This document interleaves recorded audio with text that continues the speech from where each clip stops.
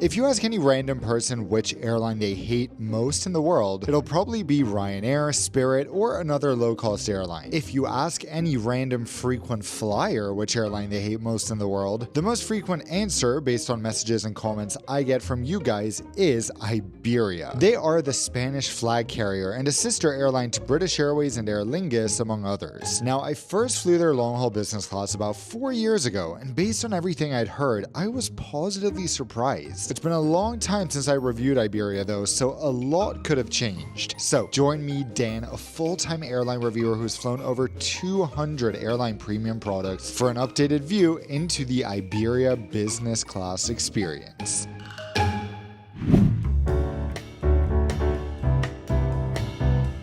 We just checked in right behind me here. It took about 15 minutes, and now we are off through security, priority of course, and then gonna head to the Iberia lounge. It has been so long since I flew Iberia, and I cannot wait to see what's changed. Normally I avoid Madrid airport like I avoid Paris Charles de Gaulle, but I might not be avoiding it that much in the future if this tastes as good as it might be, because we found this place called Flax and Kale, which we're gonna go to the Iberia lounge later, don't worry, but they have plant-based carrot cake, croissants, pistachio cookies, and burgers. So this could be a game changer. Yeah, game changer confirmed. Expensive, but so tasty. After an amazing, delicious lunch. We are feeling so. A little too much sugar, probably. Yeah, a bit too much. But we made it. We had to take the train, of course, which you always have to do in Madrid for non-Schengen. Now we're gonna check the lounge. Time to get down to business. Madrid airport basically requires a PhD in navigation because there are so many nonsensical concourse names. At least finding the Iberia lounge is relatively easy, bachelor degree level, you know? There are so many parallels between Paris and Madrid in terms of travel. Airports I try to avoid is one thing. In addition, the Iberia lounge, funnily enough, could also be an Air France lounge. Replace the branding and tell me this does not scream arrête. Besides the facials offered by Air France, if you can get one, I'd say I prefer this. Honestly, I think the seating is nicer than the La Premiere lounge. I say it, what I say it.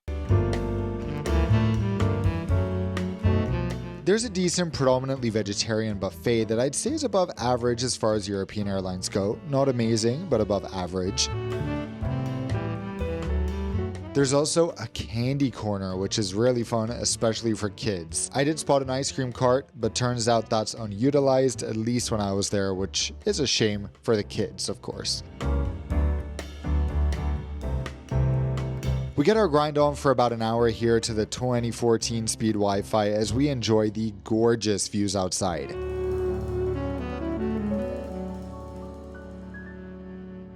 Before we know it, we gotta go. I know I'm bound to get some comments today saying, Dan, you big buffoon, why are you flying Iberia's oldest business class seat for this review? This is still the only seat you've reviewed on your channel. What is wrong with you? I understand, but the thing is, when it comes to Iberia, we know they have some interesting seats on their A350. That's their new seat there is great. Their A321LR seat is identical to JetBlue Mint, which is also great. So the real thing that interests me is the soft products, because people hate Iberia with a passion. So many people for some reason cannot stand Iberia, and it's all in the soft product. I don't see people complain about the seat. They complain about the service, the food, and just the general way that you're interacted with. The atmosphere. So, the atmosphere, that's right. So that is what we're putting to the test today. Does 2025 Iberia compare favorably to 2021 when we were impressed? Or has it gone downhill? Oh yeah, and Oscar was like, are you not going to tell them why you chose like the back seat? You didn't even address the point. Well, it's just that we want to go to Asia, not the Americas right now. And to get there, you can only fly their old seats. So we're not going to the US, we're not going to Brazil right now, which is why we're in this seat. But we still get to try Iberia. There are 2 flights from Madrid to Doha leaving within 10 minutes of each other, one on Qatar Airways and one on Iberia. They are both close partners, so I am very curious who it is that ends up on Iberia instead of Qatar. I feel the same about British Airways from London to Doha, but clearly people are booking this as well. Probably because it's cheaper, but I don't know. Why did I turn into one of those memes of your friend who takes a trip to Spain and comes back pretending they're from there? Iberia, sí me gusta. Our tiny Airbus A330-200 to Doha awaits at gate S50. So what is this 7-year-old bird like on the inside? See how much dirty laundry we have after a 2-week trip? This is not even all of it. Also, I'm definitely not gonna fold this, but that means it takes up a quarter of our suitcase. Not with today's video sponsor Extra's travel vacuum kit, it doesn't. One click and bam, it takes up literally half the space of what it did before. And the same applies to clean clothes as well, obviously. Of course, Extra is best known for their wallets, the Wallet Pro with a vegan leather option, and the aluminum card holder Pro, a slim and stylish RFID protected holder for up to 14 cards. With their tracker card add-on, you will never lose your wallet again and can make it beep if you can't find it. They offer a variety of designs and colors, making this a great gift, especially since the wallets come with a lifetime warranty. Get up to 35% off the travel vacuum kits and the wallets, and an additional 10% when you use code NonstopDan at checkout by scanning the QR code right now or by tapping that link at the top of the description. Well, the Iberia A330-200 features their oldest active business class seat, as I mentioned, specifically in a tiny cabin of just 19 business class seats between door 1 and 2. This is an incredibly intimate setup, but even so, there's a huge variety in terms of seating options. The even-numbered rows are preferable for solo travelers since they're closer to the windows, further from the aisle, and the odd-numbered center seats, the so-called honeymoon seats, are perfect for couples and families. Unfortunately, Oscar and I end up in the odd-numbered window seats, 1 Charlie and 3 Charlie respectively. These should be your last choice along with the even-numbered center rows. There are 2 lavatories in business for the 19 of us, resulting in a ratio of 1 toilet to approximately 10 people. That is a very good ratio for business class. Now let's hop on board and experience Iberia. Boarding begins on schedule 40 minutes before departure, but it's another 10 minutes in the near 40 Celsius jetway before we can hop on board. So what do we think, guys? Okay, welcome on board. I think boarding is finally completed. They boarded through the forward door today, meaning that everyone was coming through business, which makes things a little hectic, and I feel bad for the family next to me who were trying to sort everything out as people were just passing by, so it was very hard. But speaking of atmosphere, I have to say, it is very nice and relaxing so far. They're playing beautiful boarding music, very relaxing, and it was so funny with all the people who walked by in the cabin, hearing their reactions as they passed through. Everyone's like, wow, this is gorgeous, which is so funny to think how people's impressions of a cabin might differ from the actual experience of being in that cabin. And I wouldn't consider this the flashiest product per se, but yeah, it's just so fun to hear those little exclamations. Let me show you around. This bedding at our seat is giving fluffy, it's giving marshmallow pillow, it looks amazing. My seat, 3 Charlie, is basically in the aisle, there's no doubt about that. Despite that, I do like these seats. Of course, these even-numbered seats are better so you don't have people bumping into you, and my favorites here in the middle, the honeymoon seats. These are superior, they are so cozy, and if I wasn't making a video today, you can bet that Oscar and I would be sitting here. The seat itself has a decent amount of storage with these bins to your side, as well as a small compartment over here. I always tend to use the floor space to keep my smaller carry-on to have things nearby, which is one benefit of these odd-numbered seats. In terms of charging, you're well covered, albeit without USB-C, 7-year-old seats, so obviously not expected. The quirkiest thing about this seat type is always the tray table. Major IKEA solution vibes, how it comes off the seat in front of you like this, but it works in the most important area, namely letting you leave while it's in use. Well, it is now an hour and 5 minutes since our scheduled departure time, and that means we've been on board for an hour and 40 minutes. Despite that, the captain has only made one announcement 25 minutes after our departure time saying we should be leaving any moment. He said we had a takeoff slot in 20 minutes. It's been 35 minutes since then, and we haven't heard another word. So, delays happen, but it's how the crew and pilots communicate the delays and keep people calm, especially those who have short connections. happens when it happens. We end up sitting at the gate for a while longer, and finally at 5:03 p.m., over an hour after the neighboring Qatar flight took off, we are finally ready. There's only been one round of drinks at this point, right after boarding, where we got a choice of cava, orange juice, or water. I think we're all ready to say adios Madrid, let's go.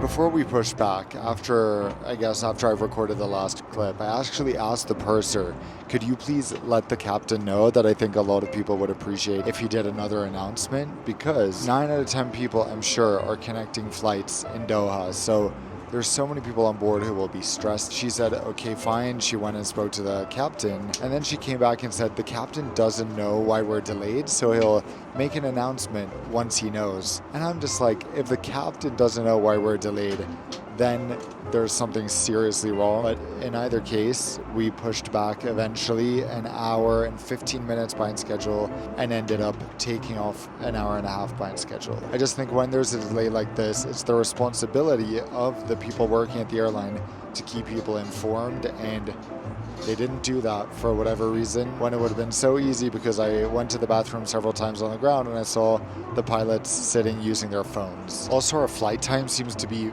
much longer than normal today, like an hour longer, even though Qatar Airways seem to have a normal flight time. Maybe there's some airspace stuff going on, so I'll try to figure that out for you. But for now, how about we start out by checking out what's inside our amenity kit, and then I'll give you guys a look at the menu. Our amenity kit is from Teresa Helbig. I didn't know OG YouTube icon Grace Helbig had a sister. In all seriousness, because this is a very serious matter, this kit does the job. The socks stand out because they're absolutely massive, finally something that will fit me. Fun fact, Teresa Helbig also designed Iberia's current uniforms. It's quite unique to have your amenity kits and the uniforms be from the same brand. Now, in terms of our menu, I've got this fancy PDF for you because Iberia lets you preview your options online beforehand. Much appreciated, of course. I was going to do a joke and try to read this in Spanish, but I sound like Kristen Wiig in Bridesmaids when I do, so I'll spare you that. Gracias para vivir en la casa. I will say the food sounds quite good. You'll get to see what it looks and tastes like shortly, obviously. They also have a snack selection listed here. And finally, the pre-landing meal, which is bread.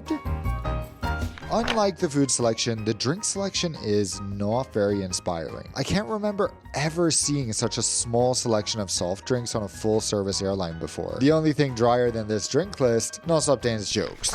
The wine selection is the highlight of the alcoholic selection, which is also A330-200 sized, if you know what I mean. Okay, so the captain just made an announcement explaining why we were delayed finally. So apparently he said they have, quote, extremely slow ground operations in Madrid. So they were loading our bags for ages. He said they didn't want to leave without them, which was an interesting thing since most airlines usually say, screw the bags, send the passengers away. Then he said that because of that, we missed our slot. And at Madrid airport, it's so busy that we were given a slot 2 hours after our departure time, which is absolutely bizarre, and I've actually never heard of anything like that, but if that's true, interesting. So he said they were fighting with ATC and with the company to get us to leave earlier, but in order to do that, they needed to route us a longer route, which is why our flight time is longer, meaning we're gonna land in Doha an hour and 10 minutes behind schedule, which, yeah, luckily we have an overnight connection. We're leaving tomorrow morning, but I'm sure some people here have flights leaving at 1 a.m., so that's not so fun for them. But anyway, now we know why. I am gonna get cozy. Do you guys want to get cozy? This pillow, I have to say, this bedding is really impressive. This is one of the nicest and fluffiest business class pillows I've ever received, so let's get comfy. By the way, would you look at this hot towel on a tray on Iberia? This is the part of the flight where I start to think, wait, is Iberia secretly amazing? Spoiler alert, no. When I said get cozy, I'm not joking. And since we're waiting for the meal, why don't we check out the bed? This is most people's favorite thing about business class and my favorite thing about life, sleeping specifically. This bed, oh baby. More on that in a moment because now it's mealtime. All right, you guys, it is mealtime, and they actually were shockingly fast after takeoff. We've got this within about 35-40 minutes, which I gotta say, considering our turbulence and everything, not too bad. Gonna make some tea. I gotta say, I had a look at the other two appetizers. There's a beef appetizer and a vegetarian zucchini and goat's cheese appetizer, I think. But this looks the best, not gonna lie. This is my special VGML that I pre-ordered. The bread looks delicious. Of course, from Spain, it should be delicious. So, let's see. Let me tell you how this is. I like it. Very nice fresh mix. We've got some lentils, sweet potato, herby kind of sauce, which I'm sure is mayonnaise based underneath. Wow, and so healthy too. I'm so impressed. This is going so well. Okay, my main course is here, and I was so excited after that starter. It tasted great. It was creative. But this, I think, is supposed to be paella. Just doesn't look very fresh. So let's taste. Probably supposed to be paella. Tastes a little bit like saffron. I wonder if they put saffron in it. It's gooey and dry at the same time, which I don't even understand how one can achieve, but it's okay. But knowing that Iberia has Doh & Co, I know they can do better than that. The woman taking care of me, by the way, has been absolutely lovely. Some of the other crew are a bit what Iberia is famous for on long haul, but she is so lovely. I asked her if I could get some photos of a few of the mains photos, and she brought 2 of those out. I think everything is pre-plated, so there's no crew presentation or anything like that. How do you think these look? Because I'm on the fence. People hype Doh & Co catering up so much, but listen, you cannot convince me that their airline catering is significantly better than that of airlines that don't use it. Okay, guys. That was bad. I almost laughed out loud when I saw this dessert. Iberia, talk about starting good and just getting worse and worse. What on earth? This is, I mean, Kale, Lufthansa. That's the league we're talking here with this dessert. I had to look at a few of the others, which look a lot nicer, but the portion size is literally, I swear that cheesecake or the white chocolate cake is the size of my watch. Like, do people not eat anything on these flights? This is a 7-hour flight. Surely people are hungry. It's so wild, the different extents to which different airlines that are based so close together in Europe go when it comes to catering. I think the lesson here is that Iberia has some work to do, and you don't fly them for the catering.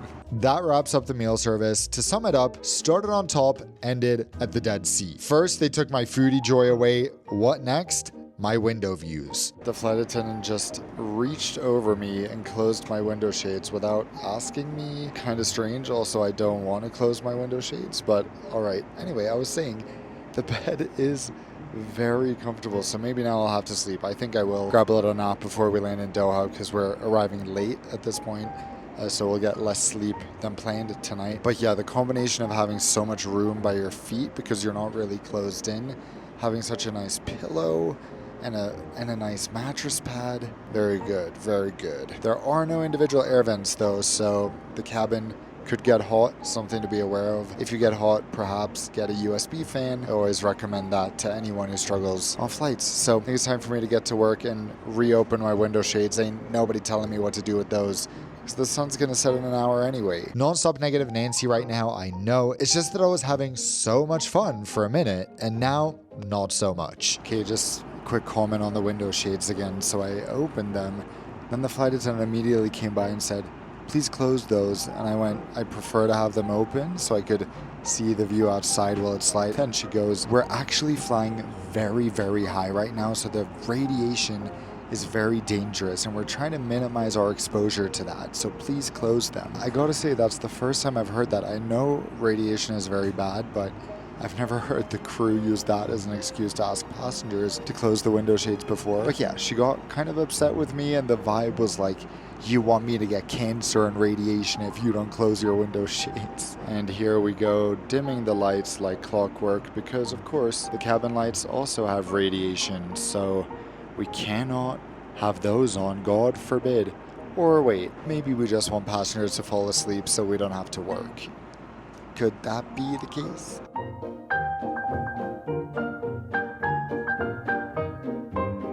That's a bit flippant of me, but seriously, on daytime flights, there are few things worse than crew trying to force you to close your window shades. Get your hands off our window shades. I spend the next agonizing 3 hours of darkness working. There are snacks available in the galley during the flight according to the menu. Now, do I dare to go film them in front of Cinderella's sisters in the galley after they accuse me of wanting them to get radiation and die? At this point, the purser comes by offering Magnum ice creams to people and she smiles, which I take as a peace offering, so I go to the galley to take a look at the snack selection after all. While we're in the galley, I should mention the lavatories. They frankly aren't worth showing. There's nothing extra here and no branded products. The most bare business class lavatories I've ever seen. I only need to describe them. You don't want to see it.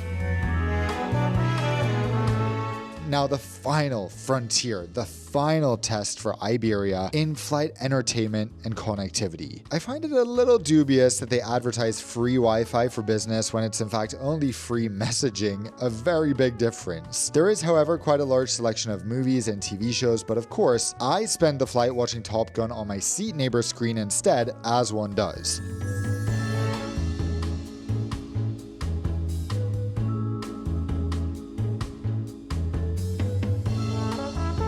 Remember how the menu said the pre-landing meal was bread? Actually, that's not true. This is. Listen, would I order this dish at a Ryanair-themed cafe if I was starving in the middle of the desert? Probably not, but at least it's not just bread. We do get bread sticks, though.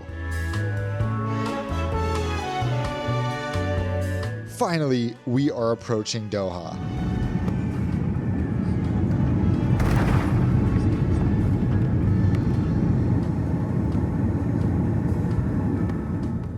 We land an hour behind schedule and everyone is freaking out about their connections. Even then, the crew don't make any announcements about it, don't seem to comfort anyone, and there is no information to be had. I'm also really sorry to everyone on board because it wouldn't be Nonstop Dan at Doha Airport without getting a bus gate. That obviously further delays the process of getting to the terminal by 20 minutes. Unlike Qatar, which at least offers dedicated business class buses here, Iberia also does not. So where does this leave us? Okay, you guys, it has been a month since my Iberia flight, so I figure now I have some distance and I can fairly assess how this experience was. I know as the video goes on, I get progressively more negative and a little bit whiny, but here's the thing.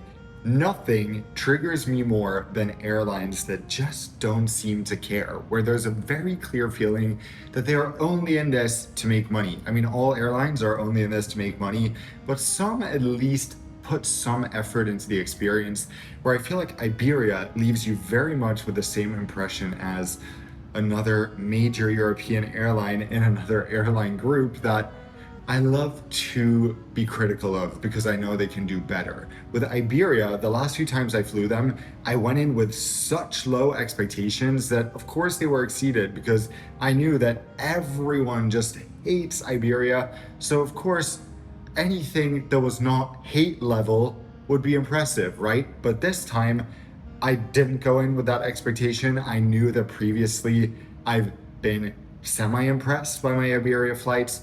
So yeah, with that in mind, I really was not impressed by this flight. Would I fly Iberia again, and who would I recommend it to? Well, yes, I would fly them if there was no other choice, if that was the only option on points to get somewhere with a lie flat seat, or if there was an incredible cash fare where I just couldn't say no, then sure, it's a lie flat seat taking you where you need to go. But there are some positives to the experience. I think the lounges are pretty nice. I think that the seat is comfortable, especially the bed and the bedding that they provide. But overall, the vibe from the crew, as is often the case in Iberia long haul, the food, I could go on. It just leaves you with the impression of something that is bound to disappoint. So if you would rather fly an airline like Qatar Airways for the same price or less than I paid for this Iberia flight. In fact, you can fly Qatar Airways business from Europe to the Middle East for as little as $650 using the tricks I have taught over 1,000 students in my Points Master program. Scan the QR code right now to take the free starter course, or go to the link down in the description to check that out and upgrade the way you travel and choose to fly more comfortable airlines without paying more. So on that note, I will see you all in my next video, and until then, as always, fly safe.